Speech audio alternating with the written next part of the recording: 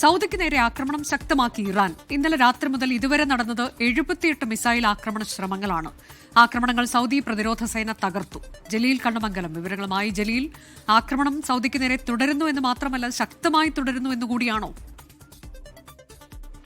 അനുജ, യുദ്ധം ഓരോ ദിവസം പിന്നിടുന്തോറും സൗദിക്ക് നേരെയുള്ള ആക്രമണം ശക്തമാകുകയാണ്. അമേരിക്കൻ താവളങ്ങളും സൗദി എണ്ണ സംഭരണികളും ലക്ഷ്യമിട്ട് ഇറാൻ നടത്തുന്ന ആക്രമണങ്ങൾ ഓരോ ദിവസവും കൂടുന്ന രീതിയിലേക്കാണ് കാര്യങ്ങൾ ഇപ്പോൾ പോകുന്നത്.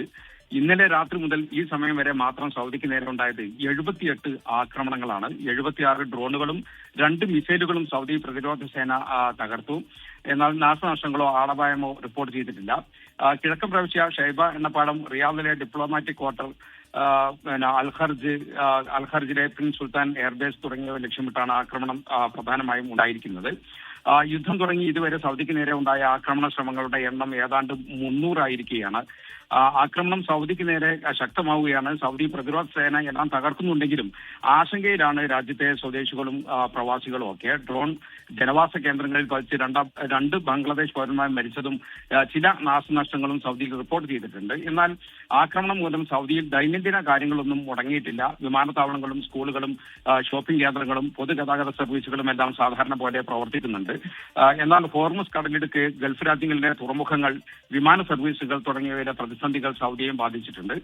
UAE വഴി സൗദിയിലേക്ക് വന്നിരുന്ന ഈ ചരക്ക് നീക്കം നിന്നതോടെ വരും ദിവസങ്ങളിൽ സാധനങ്ങളുടെ ലഭ്യത കുറവ് അനുഭവപ്പെടാനുള്ള സാധ്യതയുണ്ട്. ചരക്ക് നീക്കത്തിന് ബദൽ മാർഗവുമായി സൗദി മുന്നോട്ട് വന്നിട്ടുണ്ട്. സുരക്ഷിതമായ ഈ സൗദിയുടെ പടിഞ്ഞാറൻ മേഖലയിലെ ജിദ്ദ, യാംബു തുറമുഖങ്ങൾ വഴി ഗൾഫിലേക്കുള്ള ചരക്കുകൾ കൊണ്ടുപോകാനാണ് നീക്കം. ഈ പ്രതിസന്ധിക്ക് ഏറെക്കുറെ പരിഹാരം ഇതോടെ ഉണ്ടാകും എന്നാണ് പ്രതീക്ഷ. അനുജ, സൗദിക്ക് നേരെ ആക്രമണം ശക്തമാക്കിയിരിക്കുന്നു ഇറാൻ എന്നതാണ് ഏറ്റവും പുതിയ വിവരം. ഇന്നലെ രാത്രി മുതൽ ഇതുവരെ 78 മിസൈൽ ആക്രമണ ശ്രമങ്ങളുണ്ടായി. എന്നാൽ ഈ ആക്രമണങ്ങളെ സൗദി പ്രതിരോധ സേന തകർത്തു എന്ന വിവരമാണ് ജലീൽ കണ്ണമംഗലം നൽകിയത് ജദ്ദയിൽ നിന്ന്. ലോകത്തെവിടെയായാലും ഏത് സമയത്തും 24 വാർത്തകളും ഓഗ്മെന്റഡ് റിയാലിറ്റി പാക്കേജുകളും എക്സ്പ്ലെയിനറുകളും വിശദമായി കാണാൻ ഞങ്ങളുടെ യൂട്യൂബ് ചാനൽ നിങ്ങൾക്ക് സബ്സ്ക്രൈബ് ചെയ്യാം.